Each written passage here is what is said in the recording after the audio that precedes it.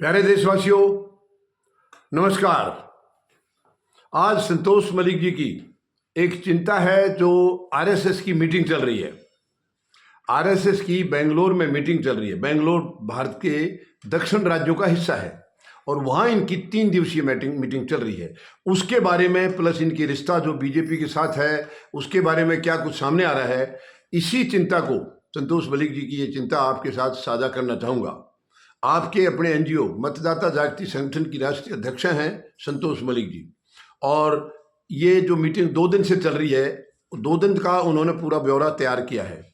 आज मीटिंग का 3रा दिन है और संतोष मलिक जी का कहना है ये जो मीटिंग है एक किस्म से बीजेपी को कटघरे में खड़ा कर रही है। देखिए, आरएसएस और बीजेपी का पिछले काफ़ी लंबे समय से कम लोकसभा चुनाव के बाद से, यानी कि ऑलमोस्ट साल भर होने वाला है, तब से इनके बीच में काफ़ी खटास रहा है। ये उतार चढ़ाव इनके पहले भी रहे हैं, कभी खटास हो जाता है, कभी प्यार मोहब्बत हो जाता है, ये चल रहा है। लेकिन लोकसभा चुनाव के बाद करीब करीब इनका रिश्ता एक किस्म से खराब ही है। वो अभी तक रिश्ता लाइन पर नहीं आया है और वो वहाँ भी देखने को मिल रहा है। अब वहाँ जितने भी बातें इन्होंने जितनी कही हैं 2 दिन में, उसमें कहीं ना कहीं बीजेपी को निशाना ज़रूर बनाया जा रहा है, उनके लिए उनको आईना ज़रूर दिखाया जा रहा है। एक तो मोहन भागवत साहब ने वहाँ इस वक्त, आपको ध्यान होगा, 22 मार्च को कल ही तमिलनाडु में यानी चेन्नई में एक मीटिंग हुई है दक्षिण भारतीय राज्यों की। वो आपको मालूम है कि भाषा का भी एक मुद्दा काफ़ी गंभीर केंद्र सरकार और उनके बीच में चल रहा है, प्लस परिसीमन का भी है, और उसी के लिए इन्होंने ये बनाया था। उसी के लिए ये बनाया था कि ये हमारा किसी भी तरीके से यहाँ हमारे हितों की रक्षा होनी चाहिए, हमारे हितों के खिलाफ ये बातें नहीं जानी चाहिए। तो ये चीज़ें कहीं ना कहीं इसका आरएसएस का भी उनको इनडायरेक्ट समर्थन मिल रहा है। अब आरएसएस का आपको मालूम है कि दक्षिण भारतीय राज्यों में बहुत बड़ा होल्ड है, बीजेपी का वहाँ कोई होल्ड नहीं है। बीजेपी दक्षिण भारतीय राज्यों में नहीं के बराबर है। वो इसमें बेंगलोर में बेसिक उन्होंने कर्नाटका में सरकार बनाई है, लेकिन अब वहाँ भी सरकार में नहीं है। और आंध्र प्रदेश में भी जो इनकी अगर वहाँ हाजिरी है, प्रेजेंस है, तो वो चंद्रबाबू नायडू की वजह से है, अकेले अपने दम पर नहीं है इनका। और आरएसएस अपना जो गढ़ है उसको कमज़ोर कभी नहीं करना चाहिए। तो आरएसएस ने इनको आईना दिखाया है वहाँ, बिल्कुल एक किस्म से उनके लिए कहा है कि सबकी भावनाओं को सुनना चाहिए, सबकी भावनाओं का मतलब रिगार्ड किया जाना चाहिए। इस किस्म की बात है कि ये भाषा के बारे में भी कहा है, मातृभाषा का सम्मान हो और परिसीमन का भी, यानी इनडायरेक्टली वो भी बीजेपी के खिलाफ है। दूसरा, मोहन भागवत साहब ने खुद कहा है कि बांग्लादेश में हिंदुओं के साथ अत्याचार हो रहा है, हिंदू मारे जा रहे हैं।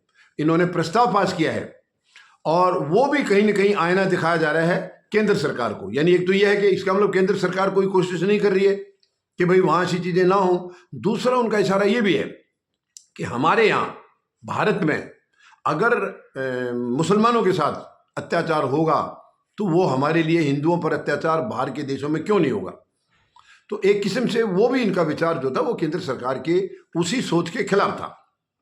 दूसरा, अभी फाइनल नहीं हुआ है, लेकिन जो राष्ट्रीय अध्यक्ष का इनका चयन होना है वो भी एक बहुत बड़ा मुद्दा है। बहुत बड़ा मुद्दा है। बीजेपी के और आरएसएस के बीच में एक बहुत गहरी खाई हो गई है। आपको मालूम है अभी जो वर्तमान अध्यक्ष हैं जेपी नड्डा, जो कि एक्सटेंशन पर चल रहे हैं, कार्यकाल उनका बढ़ाया जा रहा है बार बार, वो एक किस्म से पूरी तरह से नतमस्तक हैं प्रधानमंत्री या गृह मंत्री के आगे। यानी आज जो राष्ट्रीय अध्यक्ष हैं उनका अपना कोई अस्तित्व नहीं है, अपनी मर्जी से कोई बयान वो दे नहीं सकते, वो इन्हीं के इशारे पर चलते हैं। जैसे कि लोकसभा चुनाव के टाइम कहा भी था इन्होंने, आपको ध्यान होगा, कि बीजेपी अब बहुत मजबूत हो गई है, हमें आरएसएस की जरूरत नहीं है। और बीजेपी ने उस बयान को बहुत गंभीरता से लिया, बहुत खपा है बीजेपी तब से। इसलिए अब ये उस बयान से, मतलब आरएसएस खपा है, सॉरी, आरएसएस उस बयान से बहुत बुरी तरह से खपा है। और अब जो अध्यक्ष का चुनाव होना है, आरएसएस कभी नहीं चाहेगी कि वो ऐसा ही आदमी दोबारा बने। इसी वजह से काफ़ी लंबे समय से ये टलता जा रहा है। आरएसएस चाहती है कि एक मजबूत अध्यक्ष हो जो किसी एक की व्यक्ति के इशारे पर ना चले, वो सबकी सुने और एक जेन्युइन फैसला जो सबके लिए होता है वो फैसला करे। ये है आरएसएस की सोच। दूसरा, मणिपुर में आपको ध्यान है, मणिपुर में सरकार में प्रधानमंत्री महोदय तो मणिपुर का मैं बोलकर भी खुश नहीं है। वहाँ के बारे में भी मोहन भागवत साहब ने बहुत चिंता जताई है, क्लियर कट बोला है। मणिपुर हमारा ही हिस्सा है, हमारे देश का हिस्सा है, तो वहाँ का ध्यान रखना चाहिए, ये हमारा फर्ज है। वहाँ जो आग लगी हुई है हमें उनको भी ठीक ठाक बसाना है, उनके हितों की रक्षा करनी। काफ़ी चीज़ें उन्होंने कही है। तो जितने मुद्दे अभी तक 2 दिन में आए हैं उनमें बीजेपी कटघरे में खड़ी हो रही है कहीं ना कहीं। और अब आज का दिन और बाकी है, और क्या क्या मुद्दे उठेंगे ये भी देखना है। इसके बाद आपको ध्यान है, अभी कुछ दिन पहले बयान आया था कि प्रधानमंत्री महोदय आरएसएस के मुख्यालय जा रहे हैं 30 मार्च को, यानी नागपुर, जो कि पिछले 10 साल में एक बार भी नहीं गए, ये कभी नहीं इन्होंने जाने की सोची। और अब वो 30 मार्च को जा रहे हैं। उसमें भी 2 मुद्दे तो गंभीर मुझे लग रहे हैं। जो संतोष मलिक जी ने जो ये इसके ऊपर पूरा मंथन किया है, एक मुद्दा तो यही है राष्ट्रीय अध्यक्ष वाला, ये डेफिनेट उठेगा वहाँ। और इसमें आरएसएस बिल्कुल झुकेगा नहीं, बिल्कुल झुकेगा नहीं। वो बिल्कुल ऐसे अध्यक्ष को कईयों के नाम चल रहे हैं अभी, लेकिन देखते हैं कौन सा फाइनल होता है। तो एक तो ये मुद्दा वहाँ उठेगा।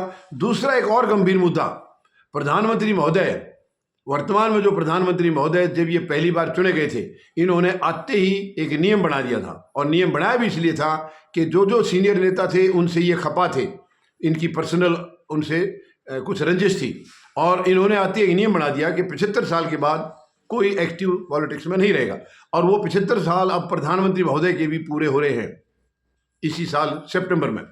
तो उस पर भी मुझे लगता है, हो सकता है प्रधानमंत्री महोदय सरेंडर करें आरएसएस के सामने कि नहीं, मेरे लिए इस शर्त को हटा दिया जाए, जबकि इन्होंने खुद शर्त लगाई थी।